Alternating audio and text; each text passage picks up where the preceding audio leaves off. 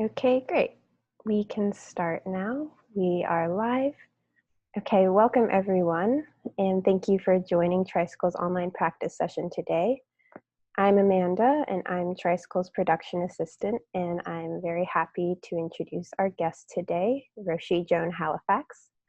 Roshi is a Zen priest, anthropologist, and pioneer in the field of end-of-life care. And she is also the founder, abbot, and head teacher at Upaya Institute and Zen Center in Santa Fe, New Mexico. And today we're on a Zoom webinar, so participant audio and video are off. And we're recording the session for anyone who's unable to attend live.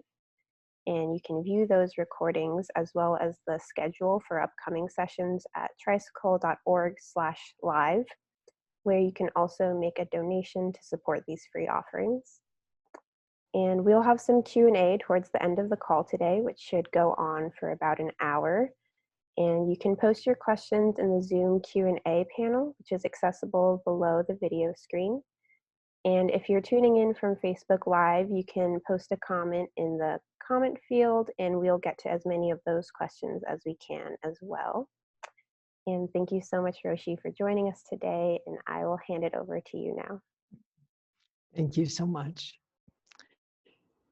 I'm at the Protestant Mountain Forest Refuge in the Sangre de Cristo Mountains in New Mexico at about 9,400 feet in altitude, where I've been in quarantine since last May. And the refuge is in holding in the middle of 3 million acres of national forest. It's very remote. And fall has been beautiful here. And I'm also aware of how complicated the lives that all of us are living right now as we face so many different issues, including the 25th Amendment. Which is an amendment in our Constitution that is directed toward the inquiry about the competency of our president. So much is going on. And it is essential that we are grounded in the midst of these conditions so we can see clearly and respond skillfully. So I'm going to suggest that we take a few moments this morning just to have an in-breath and bring our attention to that in-breath. And to allow ourselves to release the grip on the news or whatever we're attending to at this moment, and to come into the body. And on the exhale, see if we can relax.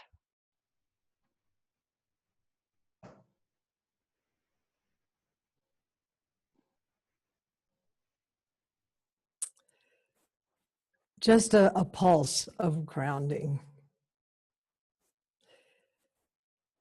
So I'm grateful to be speaking today. Again, because we're in the midst of so much psychosocial turmoil.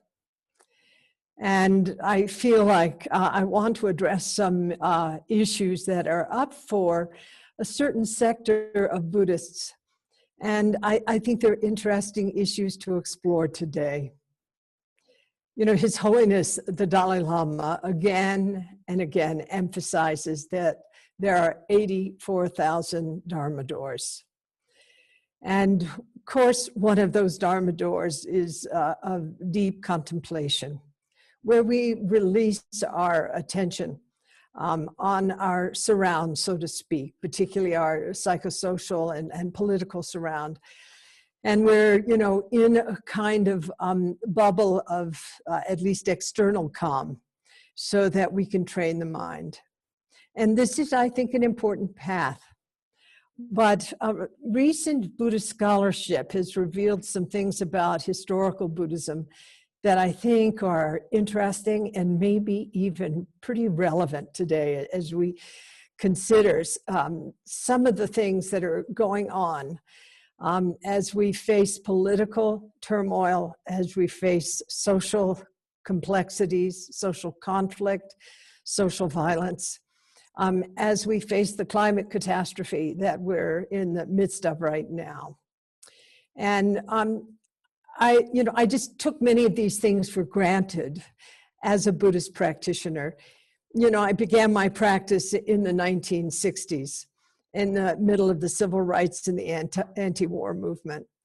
And I also had the opportunity at this time to learn about Thich Nhat Hanh and be part of this incredible peace march down Fifth Avenue where Thai, among 150,000 others, we were protesting the war.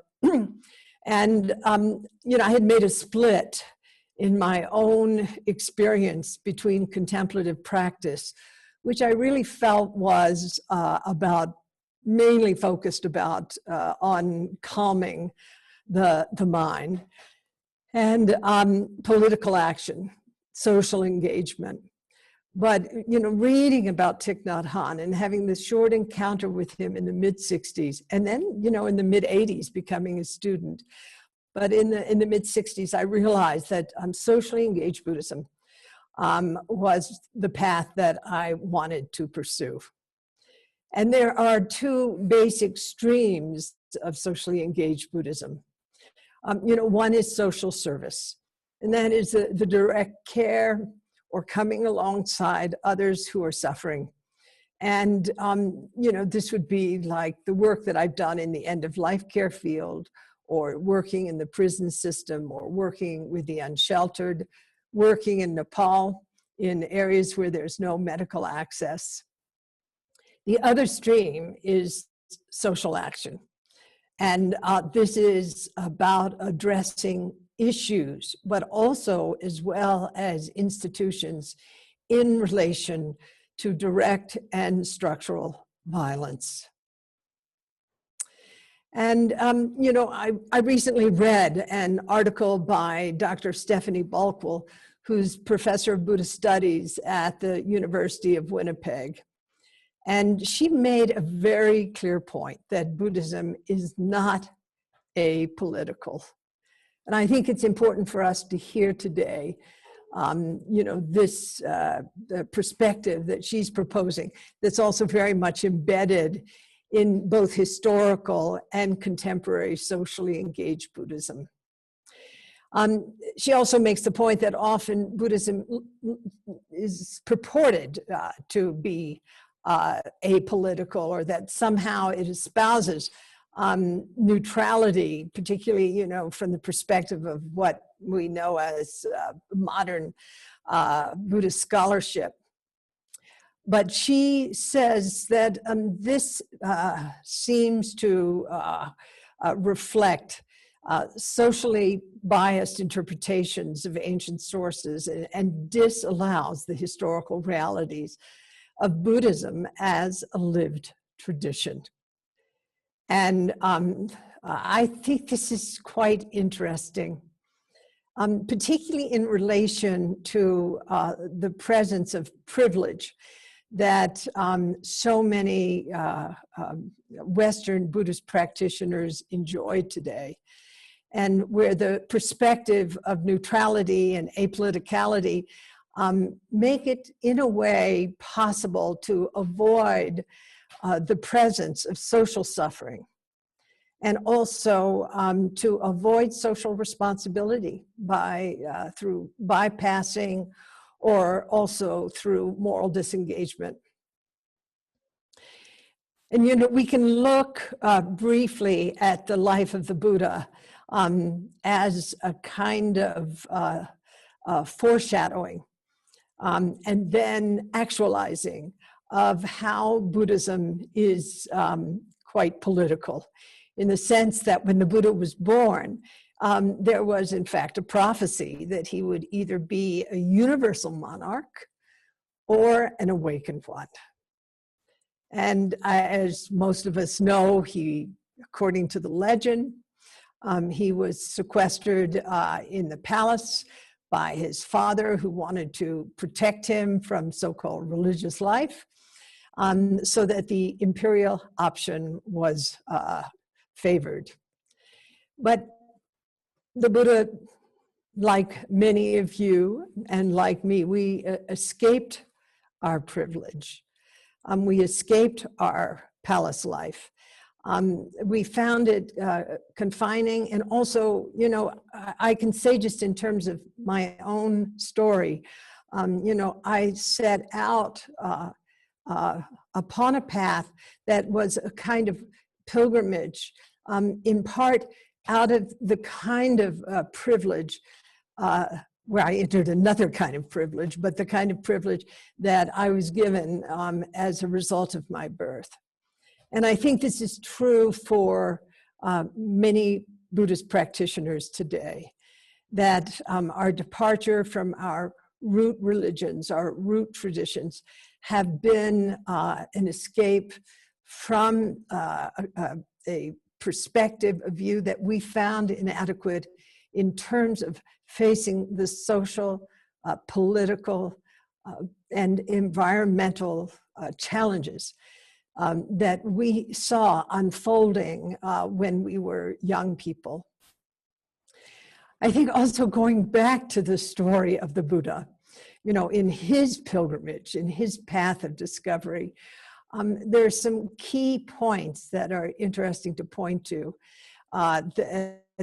this morning.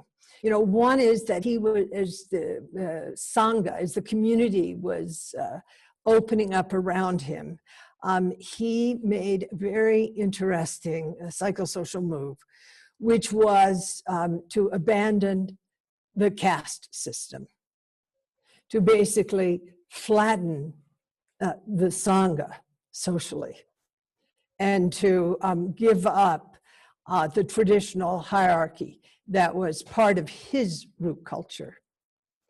And then as a result of the importuning of his stepmother who raised him and of Ananda, women entered the community. And I think this is really very important. You know, he also ordained a serial killer, Angulimala.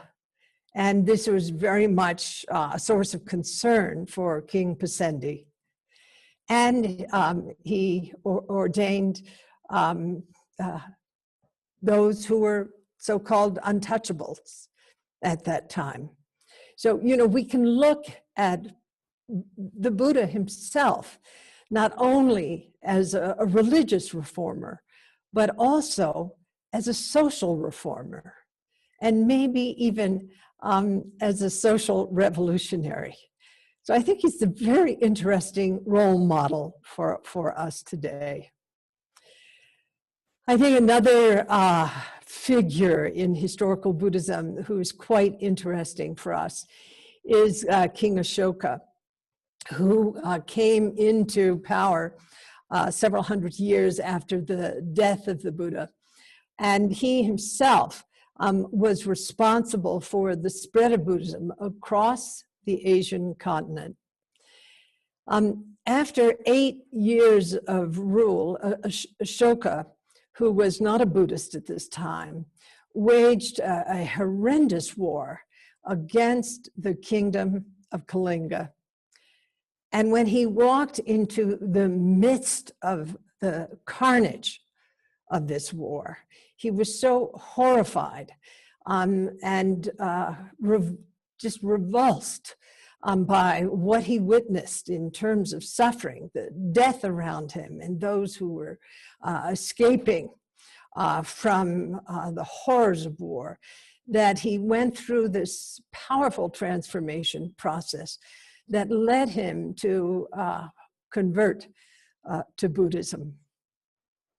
And his edicts were primarily concerned, after his Buddhist conversion, with a set of extraordinarily powerful reforms that were instituted based on ethical principles in order to foster a just and humane society.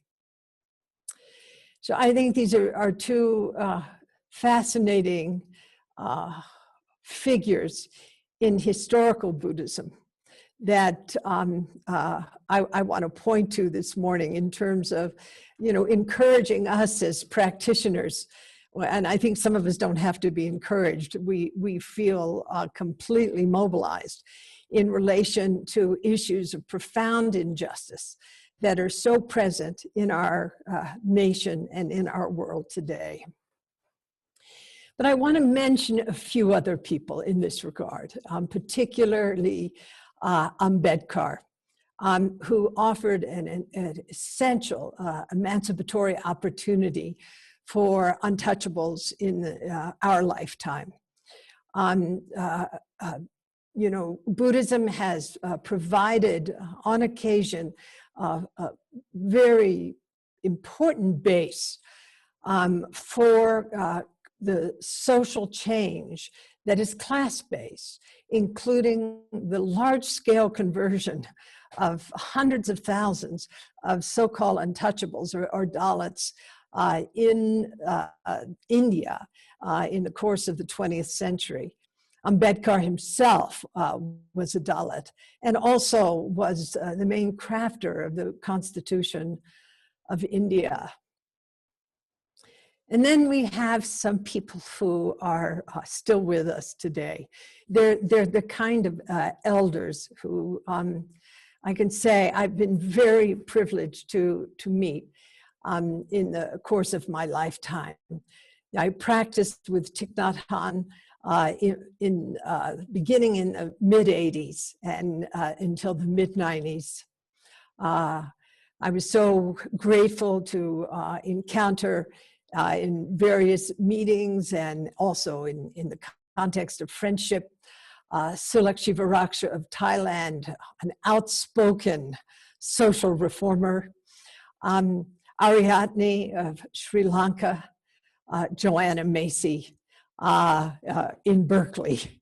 These are our Buddhist leaders who have campaigned relentlessly, who have organized thousands or even millions of new converts, who have faced death threats in the course of our lifetime, some of whom have been imprisoned, some of whom have founded schools and universities and produced a huge new Buddhist literature that is about restoring social, environmental, and economic justice in our world today. And then I think of my teacher, Roshi Bernie Glassman, and also Jishu Angyu Holmes, and Bhikkhu Bodhi, and Sensei Alan Sonoki, and Diana Winston, and Bhikkhu Analayo. All of these individuals who are more contemporary with us, some of whom are no longer with us, like my beloved teacher, Glassman Roshi. But in any case, we have role models in our lives right now who are working actively to get the vote out, to set in place and recall the values that I think are so critical in our world today. But I'd like to just roll back in time a little bit. What is it to be a leader in today's world, but a leader that actually accesses some of the values and teachings that have been outlined in the Pali Canon? And there's a remarkable piece in the Pali Canon from the Dasa Vidavraja Dhamma that articulates the 10 qualities that are essential for a leader to cultivate.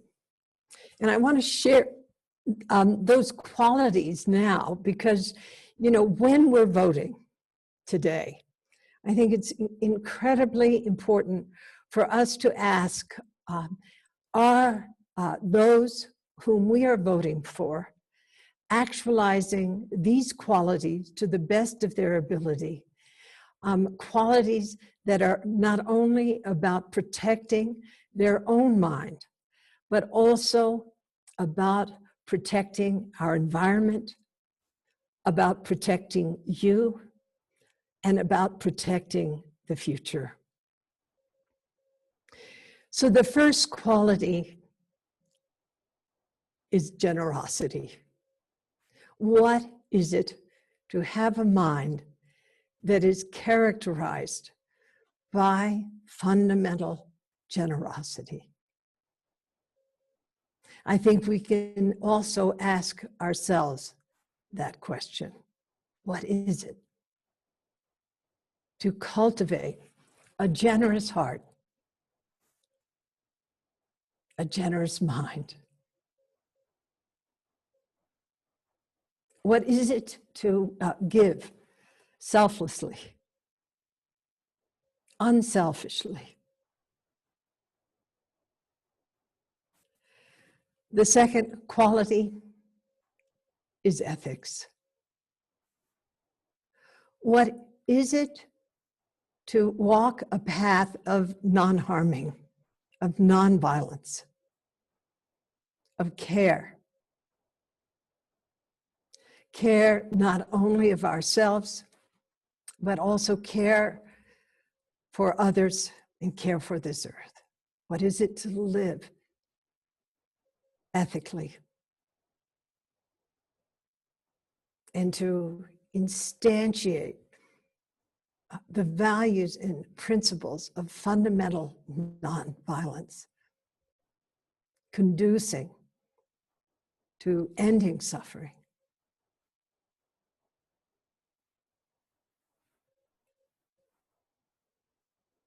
The next quality is altruism, or fundamental unselfishness.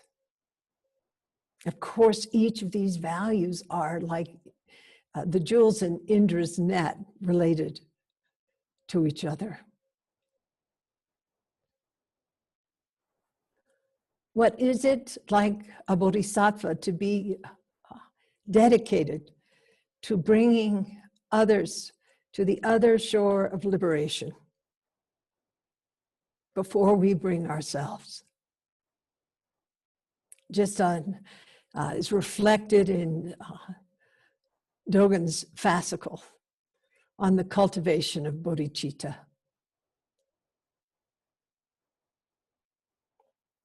And integrity is the next value, related to honesty.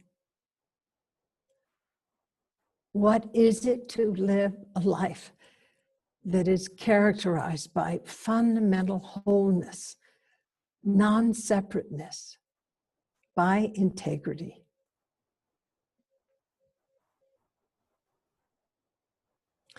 And then the next quality is gentleness.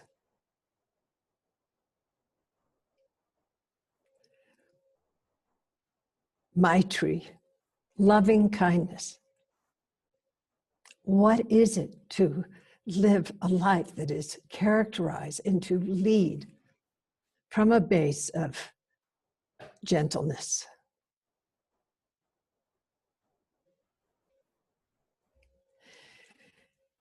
And the next quality is self-restraint.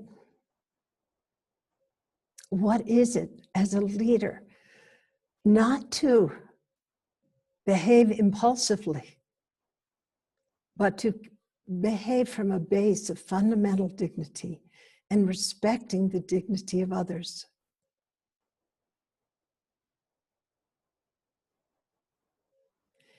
And non-anger, knowing that anger is really based in the experience of a self that is threatened, where one feels a lack of agency.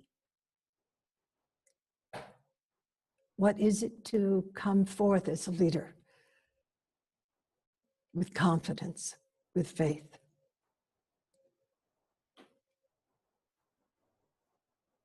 And nonviolence is the next, leading from a base of non-harming, of nonviolence. I think of Dorothy Day, Reverend King, John Lewis, Fannie Lou Hamer. What is it to be a leader who has deeply instantiated and lives from the heart, the ground of nonviolence?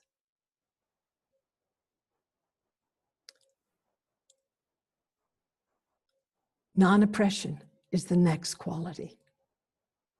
How do we as leaders, whether taking responsibility in our families, in our sanghas, in our institutions, in our communities, practicing non-oppression?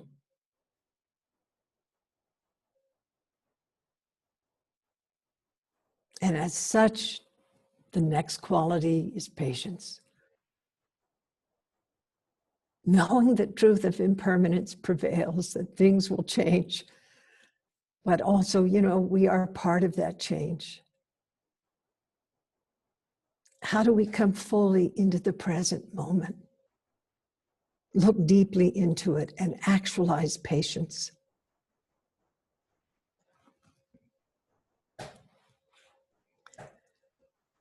And uprightness, again, reflecting ethics, but also our capacity to uphold ourselves in the midst of any conditions. A leader actualizing uprightness.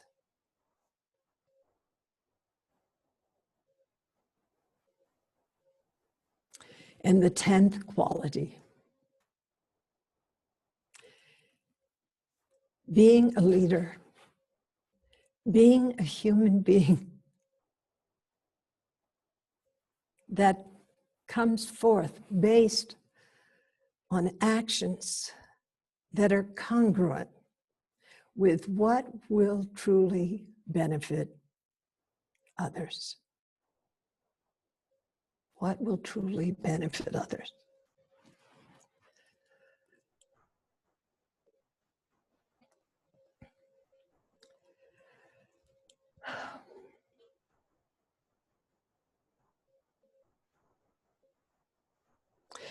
I'm just reflecting on those qualities. We have such a big field to cultivate at this time. Our votes, our voices are really important. Even though we might not be the leader of our community or we might not have a family, in a way we exercise principled leadership by actualizing these qualities. Recently in Upaya's Buddhist chaplaincy training program, my colleague, Dr. Cinda Rushton, who has the Bunting Chair at Johns Hopkins, shared some guidelines, which I found so interesting, so powerful. And I would like to share these guidelines with us this morning, as a kind of contemplation. They've been very helpful for me, reminding me of what I feel is important and to stand, in the principles that I've tried to keep alive for myself since my own, kind of political awakening in the 1960s.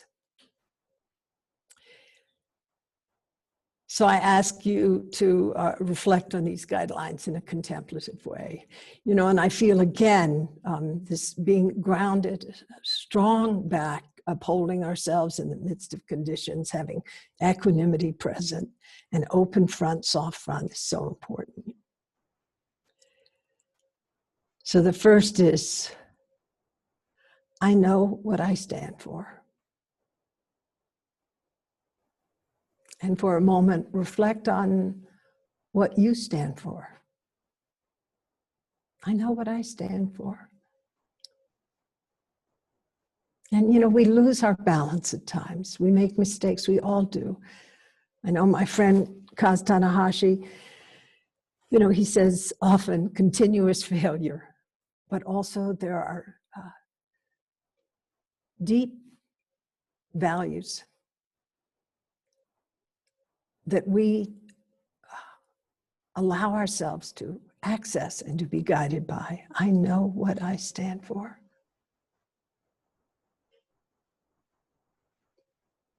I live my values.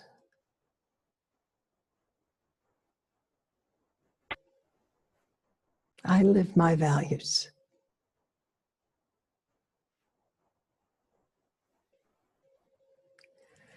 I inquire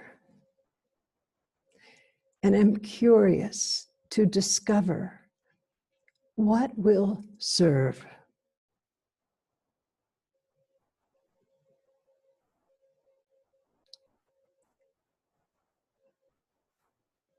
I inquire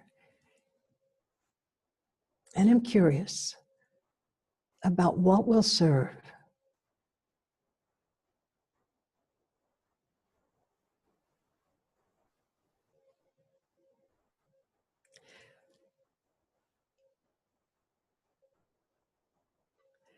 I ask the hard questions.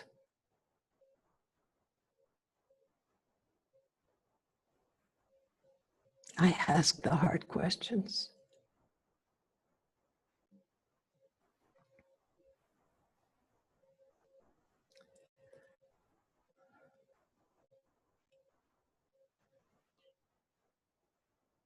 I speak out for what I stand for.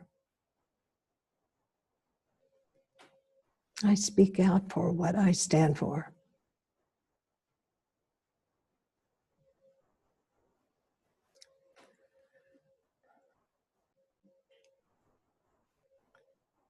I listen to the call of conscience.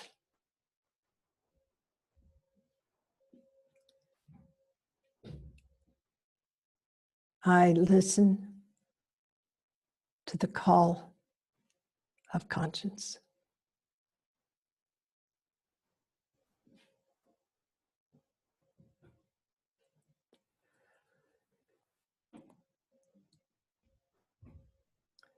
I am courageous despite risks.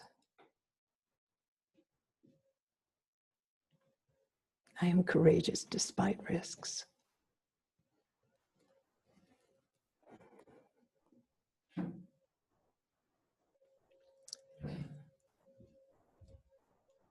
I take principled action or inaction. I take principled action or inaction.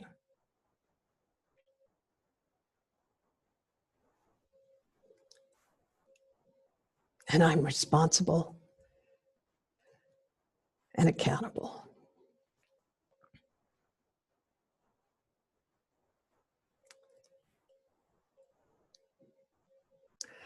Well, those are pretty tough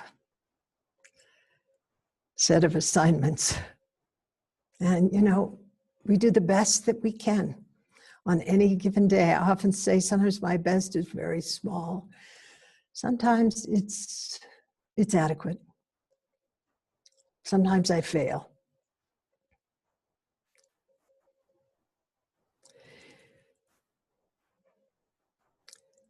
You know, my second Zen teacher was Thich Nhat Hanh. I learned so much from him. And I'm very much in resonance, in anticipation of his birthday, and also, you know, remembering how fragile he is right now. Grateful his monks and nuns are around him, supporting him. And I remember years ago, Arnie Cutler and Wendy Johnson, Therese Fitzgerald and I were asked by Thai to work on the precepts of the Order of Interbeing. They're now called the 9 mindfulness, or the mindfulness trainings. And the 9th precept, or the 9th mindfulness training, really caught my attention because I've been a person of action my whole life. And Ty had characterized it a little bit differently, and we crafted it, and it's morphed a little bit over the years, how that ninth mindfulness training is expressed, but I think it's pretty powerful for us to consider today. And the ninth mindfulness training is about truthful and loving speech. And in it, particularly toward the end of the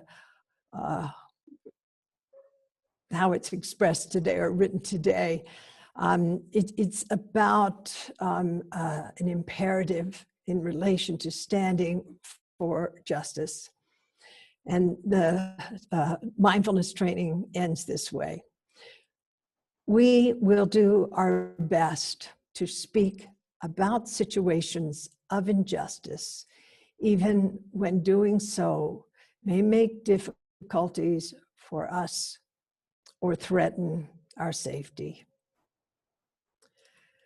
So I want to just say it again. We will do our best to speak out about situations of injustice, even when doing so may make difficulties for us or threaten our safety. I feel like this admonition is particularly important at this time. And again, I want to say 84,000 Dharma doors. Socially engaged Buddhism might not be your Dharma door, but it is the Dharma door for many of us today. We have a sense that the causes and conditions of our time will have enormous downstream effects for generations to come for our earth. So I thank you for listening to me this morning as I sit in super quarantine in the mountains. And I encourage you with my whole heart to vote, to support others voting, to access at Upaya Zen Center the various short, powerful programs that we're doing on this election, beginning with Reggie Hubbard, then Rhonda Miosen-McGee, Sharon Salzberg, Lama Rod Owens, then on election night joining me, Noah Rossiter, Matt Kozan-Palevsky, election night, and then finishing up post-election with a short program on me and dealing with, how we work with whatever the outcome of this election is going to be. So, join us at Upaya. They're all free programs. Donations really help. And other sanghas around the states are putting together programs that I think will be a huge support for us as we move through this election journey. So I think I'm just going to take some questions, and then maybe we'll finish with a meditation. I'm looking into the chat stream. Yes, thank you, Roshi. Thank you. Yeah. So we can take questions now. We had a few people asking if you could repeat some of the role models you mentioned earlier in the talk, both historical and current, so they can reference. Yeah. So let's start with the Buddha, and then King Ashoka, then Ambedkar, and then Sulak Shivaraksha in Thailand, Ariadne in Sri Lanka, Thich Nhat Hanh, Vietnam, Joanna Macy, a few of the names, Mahagosananda, Cambodia. I didn't mention Bhikkhu Mahagosananda then, but I want to mention his name now. And then, of course, so many contemporary Buddhists, both in the elder group, which I now am part of, but people like Sensei Alan Sonoki, actually Grace Shearson. There's a ton of us who are out there, writing letters to on the fence Republicans, holding voter registration retreats. I hope that names a few. And I just want to mention, our beautiful and powerful and courageous Joanna Macy. Gosh, she is just, one of those individuals today that really, she has made good trouble for decades, and I bless her for continuing to do so.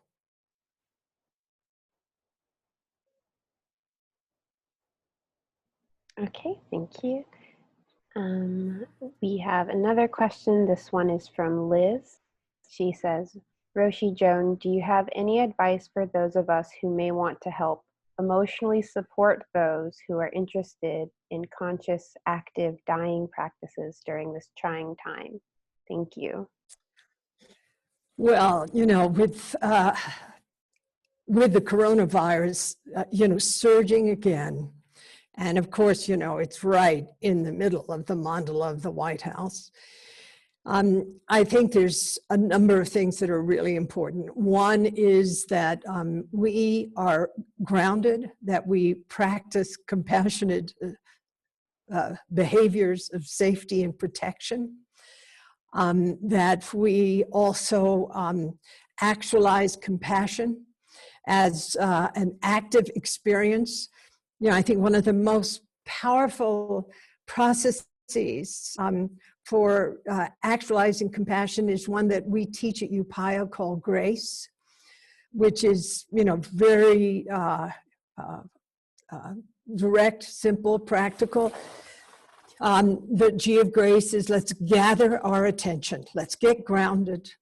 And the R of grace is recall our intention. Remember what we're here to do, which is to end suffering.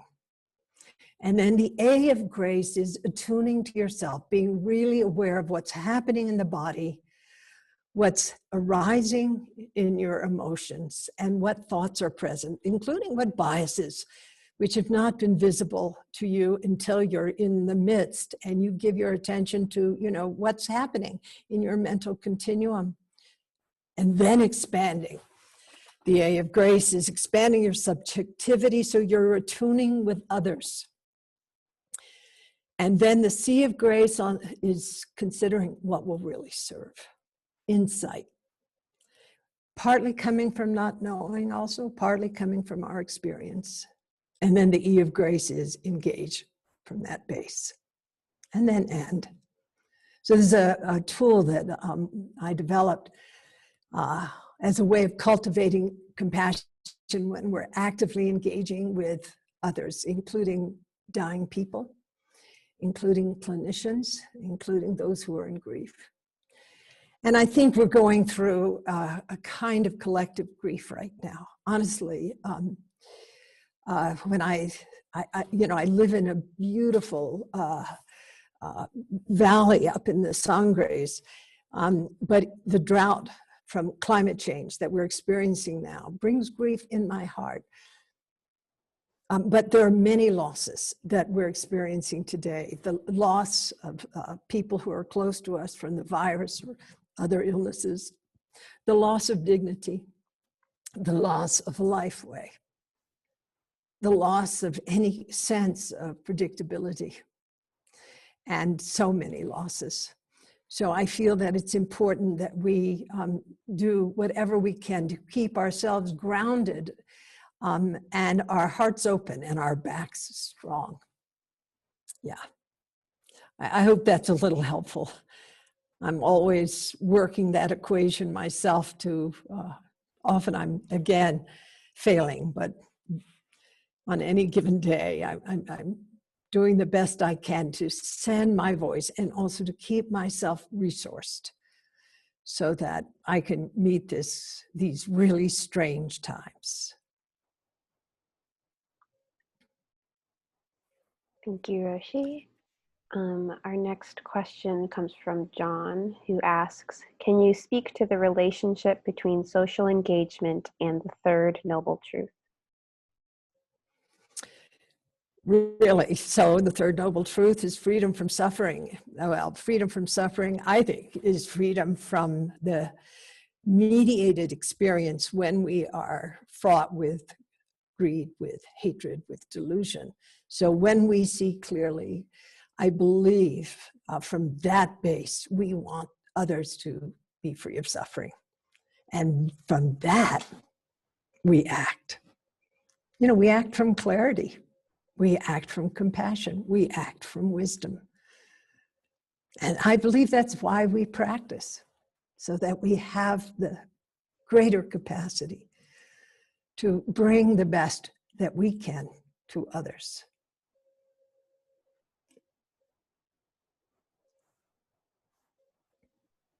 You know, a question, I don't know if any of you have asked, but gosh, it's been up for me since Trump received his diagnosis, and that is, you know, how to avoid massive Schadenfreude, you know, sort of glee at his illness or the White House going down with this virus. And, you know, I wrote about this in Standing at the Edge, the last book that I did. I think it was in that book, where I talked about a vice president I particularly didn't like. And, you know, it was hard for me to feel any kind of sympathy or compassion for him. Then I realized this is, you know, exactly where we're called to practice, when feelings of Schadenfreude, of, you know, disparagement or some kind of joy at the suffering of others arises. This is a really important place for us to actualize our values and our practice.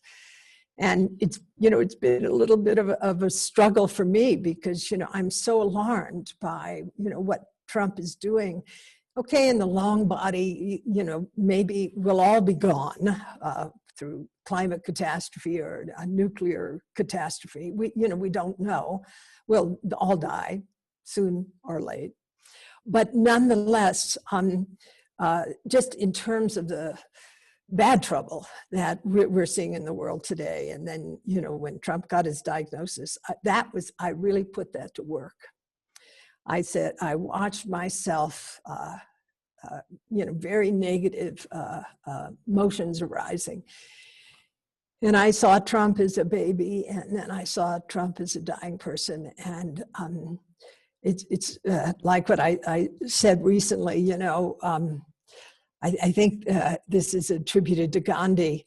You know, if you see a plane with a bomb on it flying, you know, toward your ashram, Mr. Gandhi, what would you do? And Gandhi said, he's reputed to have said, I'd pray for the pilot. And I'm praying for Trump. And I'm praying for the Republicans that I feel are engaging in ways that are extremely harmful. I would love for them to see the light and come to good. So it's an interesting process. And also to understand that the state of heart mind that they're in is also that suffering. They're not only making suffering for others, that also is suffering. You know, I would loathe to be in that state of mind.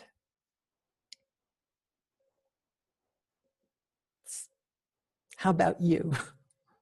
Pretty bad, huh?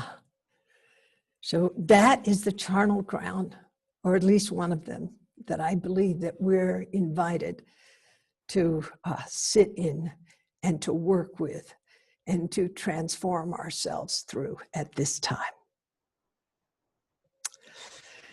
So, yeah, I'm glad I took the moment, though the question wasn't asked, but anyway. Yeah, I'm sure a few of you have had that moment. Yes, definitely. Okay, we have another question. This is from an anonymous attendee. They ask, my Sangha has been debating these issues. Can you offer guidance on what to do when being confronted with a person who is actively racist? I don't think that I have ever been effective in actively confronting someone whose views are different from mine. But where maybe I have been useful is, and this really, in part comes from something I learned from John Paul Lederach, who's one of the great global peacemakers alive today. And this is a kind of simple equation, invite them to a cup of coffee, make relationship. You can't preach people out of their views. Transformation will happen built on connection. So that's the only path I feel is effective. Build relationship, build trust, build connection, even though there are differences.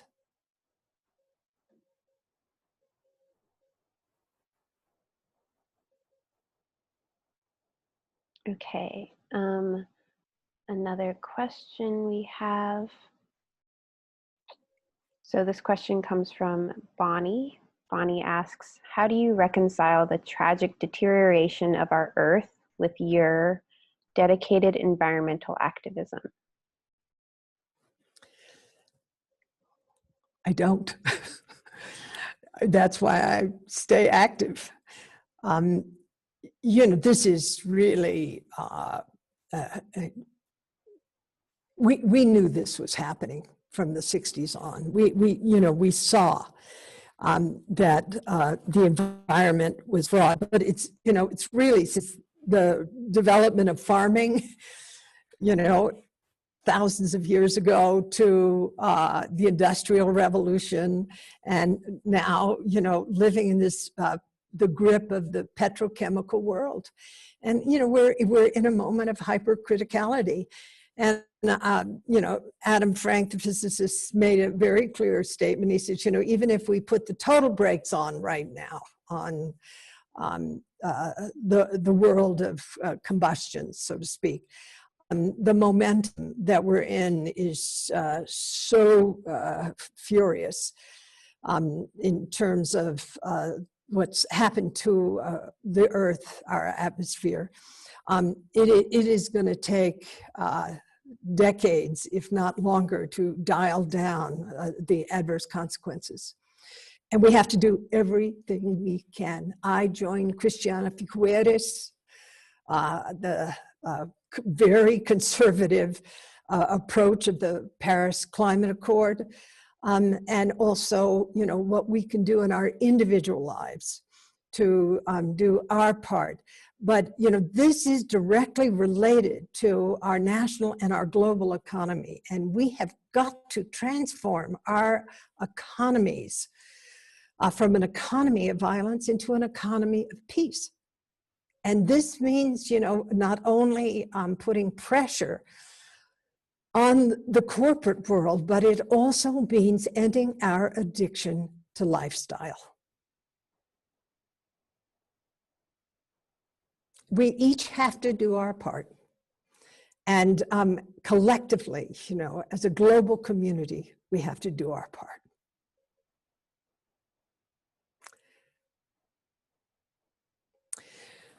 So I think we're coming to the end of the time, and I would just like to finish this hour with a contemplative poem or piece, if you don't mind.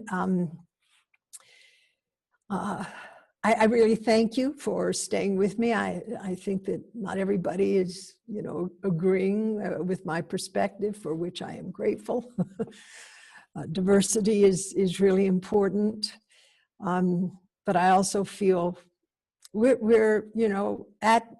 have an opportunity right now to put aside minor differences and work together as Buddhists, work together as humans, and work together as global citizens to shift the tide of violence in our world today. And this is a poem that somehow came into my hands. I don't know the author, but I offer it as a contemplative conclusion to our morning. And it is called Cultivating Peace, Dismantling War. And these are vows. And I invite you into these vows. As one who aspires to practice the way of non-harming and compassion, on this day, I solemnly swear to hold all life as sacred. I vow to cultivate peace, to greet all guests with compassion, to feed the hungry, to shelter the homeless, heal the sick, shield the defenseless, bring the young to safety, and rescue the old from indignity. I vow to work for communities of connection in which all people can realize their full potential and contribute to the common good. I vow to dismantle the workings of war, both within myself and in my society, in the tradition of Buddha, Gandhi, and King. I pledge nonviolent resistance to institutions and governments that destroy life.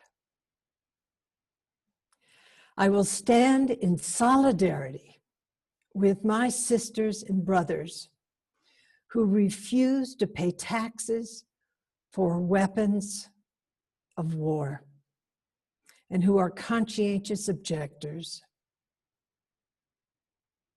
In realizing my own true nature, I vow to stand for peace. I vow to protect our earth from limitless greed and to dispel ignorance, spreading justice and mercy in every direction. And then I wrote in relation to this anonymous poem, indeed, may we spread justice and mercy in every direction. May we exercise the right to vote and vote wisely. May we send our voice to help others to do so in order to end racist and sexist violence in our world today. May we end our addiction to lifestyle and recognize the catastrophic impacts of our consumeristic habits on our climate and our earth.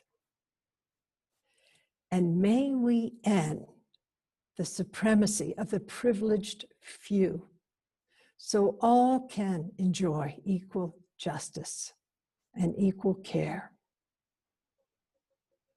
And this includes working toward the transformation of our economic system, our system of government, how we educate and care for our young, how we treat our elders, and how we treat our earth and indigenous peoples.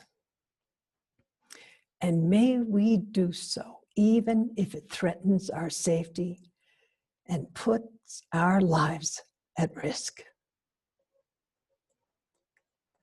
At this time, I write, there is no question that we need dramatic and systemic change. We need to make good trouble. Thank you, John Lewis. And bend the arc of the moral universe toward justice. Thank you, Dr. King. And we can do it, whether we are a contemplative or social activist, whether we're young or old, whether rich or whether we find ourselves living in sacrifice zones. And clearly, we must do it now. So thank you.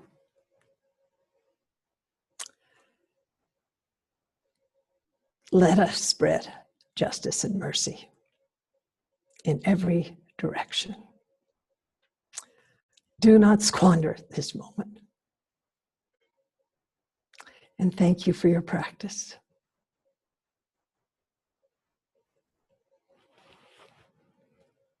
Thank you so much, Roshi, for that talk. Okay, I will say a few closing notes and then we will end the session. So just thank you, Roshi, again for sharing this opportunity with us today. And thank you for everyone for joining us on this call. We have another online practice coming up next Tuesday at 1 p.m. Eastern Time with Tenzin Wangyal Rinpoche. So keep checking tricycle.org/live for upcoming session dates, and you can also view recordings there. And we are providing these sessions for free, so if you want to help support this and our other efforts, please consider donating at tricycle.org/donate. And may everyone be healthy and safe. Thank you.